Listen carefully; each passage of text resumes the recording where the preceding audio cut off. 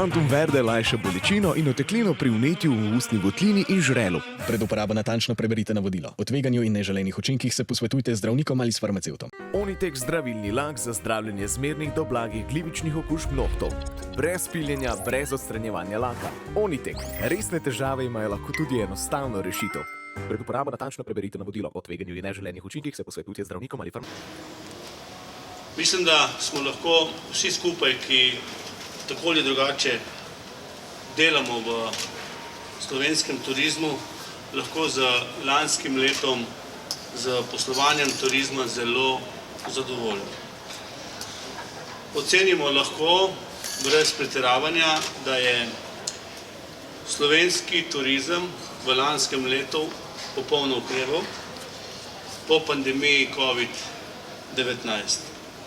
Saj je v bistvu praktično z minimalnimi razlikami dosegal in celo v nekaterih pogledih presegal leto 2019, ki je bilo na nek način rekordno leto turističnega obiska v naši prelepi državi. Lani smo v Sloveniji zabeležili skoraj 6,2 milijona prihodov turistov, kar je letos, sem rekel, le za 0,6 odstotka manj kot leta 2019. So pa ti turisti ustvarili več kot 16,1 milijona prenočitev, kar je pa 2 odstotka več, kot je bilo 2019 in je to največ doslej. V bistvu so se turisti obnašali bolj trajnostno, to, kar si mi seveda na nek način želimo v Sloveniji oziroma želimo, kakšen turizem sploh želimo imeti. Najvišja doslej je tudi vrednost izvoza potovanj. Za prvih 11 mesecev, kar moramo reči, da za 12. mesec, če nimamo podatka, je znašala 3,08 milijarde evrov, kar je za 10% več kot eno leto prej, leta 2022. In zdaj čakamo še na nek način podatke decembra, ko nam bo dali Banka Slovenije tudi te podatke, kar se tiče izvoza. In moram reči, da smo lahko na te podatke, rezultate veliko bolj ponosni, kot se nam zdi. Turistična, zakaj? Ker je turistična panoga kljub katastrofalnim poplavam v špici sezone v avgustu ali pa v višku te naše sezone naredila odlične rezultate. In verjamete mi, da avgusta ni bilo najbolj enostavno, ne za ponudnike, ne za delavce turističnih produktov ali pa v turizmu in tudi ne za naš STO, ki resnično naredi ogromno delo na tem našem segmentu. Te podatki in tudi glede na avgustovsko ujmo dokazujejo, da je slovenski turizem preprosto odporen in v bistvu mislim, da smo vsi skupaj na pravi poti in da smo si zastavili, bom rekel, pot, po katerem želimo, bom rekel, turizem peljati naprej. Seveda, vse se naredi, nič se ne naredi slučajno, vse to je bilo na nek način delo in mojih predhodnikov in nas, ekipe zdaj in neke vizije, nekega pogleda, ki smo jih zastavili že kar nekaj let nazaj, zahvaljujoč večletnim premišljenim vlaganjem v promocijo. Slovenija v tujini, tudi zaradi STO-ja, to moram iskreno povedati in se zahvaliti in Maji in vsem zaposlenim v STO-ju, uživa ugled kot neka trajnostna, varna, posebej varna, ker mislim, da je to tudi pomembno, in zaupanja vredna turistična destinacija z tako imenovano privlačno turistično ponudbo. Slovenija ima zelo dobro razpršene trge, naša turistična ponudba pa je zelo raznolika. Veste, od, bom rekel, zimske turistične ponudbe do letne turistične ponudbe, kmetije in tako naprej, da ne bi našteval. Zdaj, če se samo vrnem nazaj na ta avgust, na te katastrofalne dogodke. Takrat je STO se takoj odzval in z svojim znanjem in tudi z drugimi deležniki v turizmu na nek način javnosti svetu povedal, da je Slovenija še zmeraj atraktivna turistična država in da bomo vse zadeve, ki so se nam zgodile, rešili. In evo, smo jih tudi rešili in rezultati so to. Seveda bi se ob tej priliki, nobena zahvala ni premalo, zahvalil vsem turističnim podjetjem, predvsem pa vsem zaposlenim v teh turističnih podjetjih, od najmanjšega ponudnika, podjetnika do velikih sistemov. Zahvalil za to, da so v najhujših kriznih trenutkih varno poskrbeli prvič za vse turiste. Ni bilo enostavno, vsi ste spremljali oziroma s pomočjo vas pospremljali te grozne slike.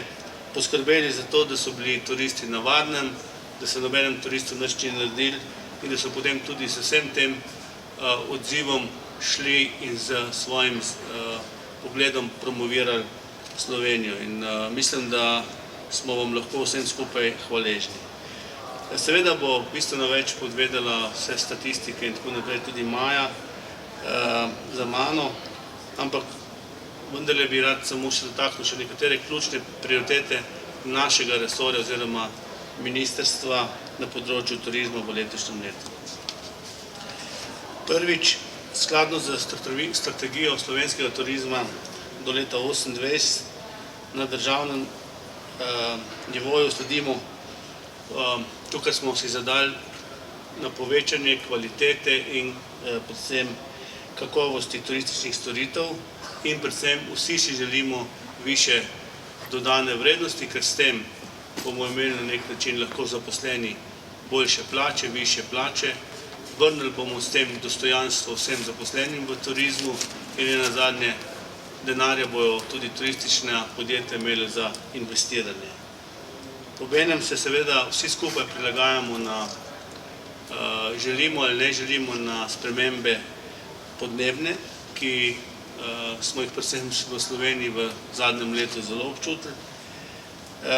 In drugo, kar je zelo pomembno, mi smo v zadnjih 2 letih zagnali pomemben investicijski cikl. Spodbudili smo investicije v tako imenovane trajnostne in kvalitetne turistične nastanitve. Smučarska središča smo prestrukturirali v gorske centre z celoletnim turizmom in nenazadnje smo tudi šli v obnovo objektov in površin javne turistične infrastrukture v lokalnih turističnih destinacijah. To so bili 3 sklopi, ki so bili na nek način, kar se tiče denarja iz Evrope in tudi nekaj iz integrale, vredni 142 milijonov evrov in skupne investicije in tega evropskega integralnega denarja in seveda posameznikov, se pravi podjetnikov lokalnih skupnosti, je pa bilo investicij za skoraj 360 milijonov evrov. In to so res cifre, številke, ki omogočajo turizmu, da bo se razvil in na nek način prinašal neko dodano vrednost.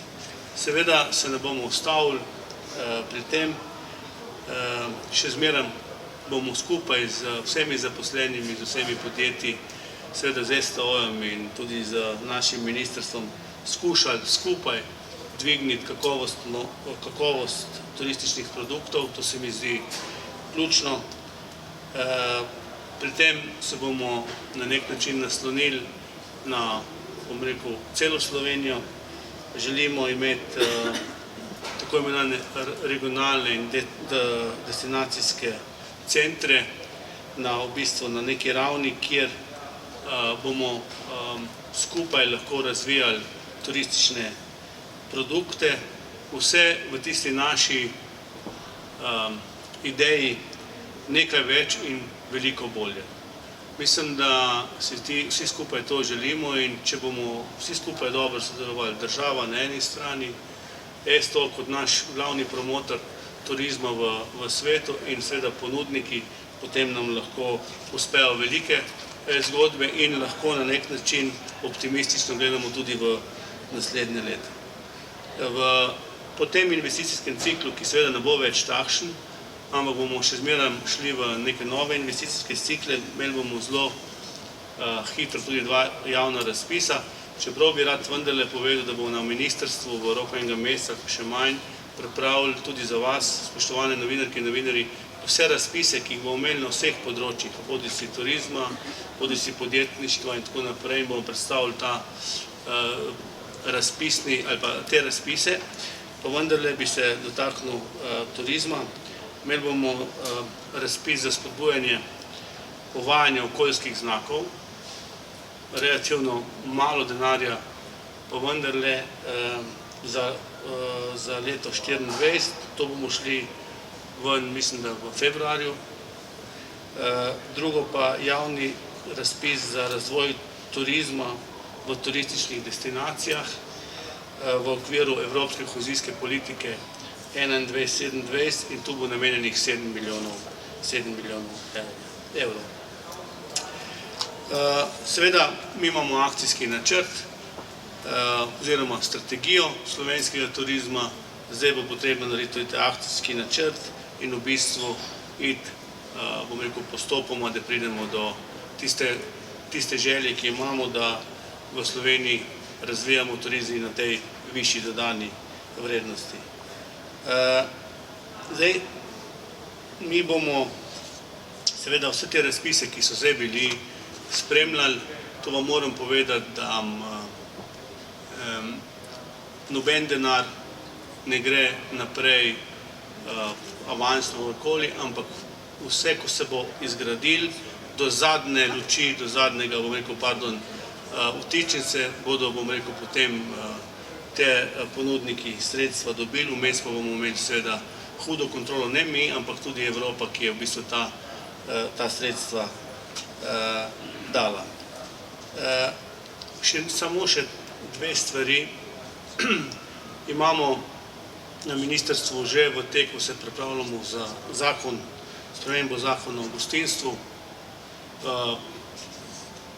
Jaz sem človek, kjer želim podjetništvo na nek način pomagati, da ne delamo nekih novih ovir, novih obremenitev, zato skupaj z podjetniki ta zakon, tudi, bom rekel, zakon o gostinstvu na nek način pišemo. Želeli bi, da na nek način naredimo neke ustreznejše pogoje za upravljanje gostinstva. Seveda se ne bomo mogli izogniti tudi, bom rekel, ponudnikom, tako imenovani Airbnb. Tu moramo narediti skupaj res nek zakon, ki bo seveda omogočil, da je ta ponudba na trgu, da je pa to zelo dobro, dost regulirano in da imajo to občine, lokalne skupnosti, bom rekel, tudi to zadevo v svojih rokah, niso vse občine v istem stanju.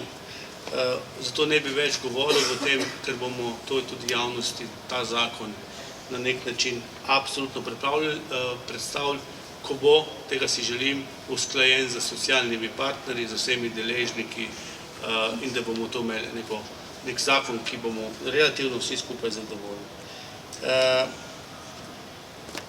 Evo, zaključim, ker potem bo Maja bistveno več in še bolj znala predstaviti vse številke in tudi razloge, zakaj so tako dobre številke. Spoštovane in spoštovani, v slovenskem turizmu, zdaj pa ne bom rekel da, ampak v slovenskem turizmu zaposleni podjetja dokazujete, da znate in zmorete, kljubovati vsem največjim izzivom. Pri tem pa je seveda pomembno, da imate na strani države razumevanje in sodelovanje, da vam na nek način skušamo sredstvi, zakonodajo, predvsem pa z kakšnimi ukrepi pomagati. Zadovoljen sem, da so tu na nek način vpete tudi občine, da lokalna samouprava, župani, občinski sveti dobro vedo, kaj je potrebno narediti, da bodo občine tudi v smislu turizma atraktivne. In Zahvalil bi se pa, to pa še posebej, vsem prostovoljkam in prostovoljcem, ki delajo v turizmu. Mi imamo kopico turističnih društev v Sloveniji, ki na prostovoljni bazi na nek način predstavljajo to našo državo, predstavljajo posebnosti te naše prelepe države in brez prostovoljk in prostovoljcev kljub vsem službam nam ne bi uspelo narediti teh številk.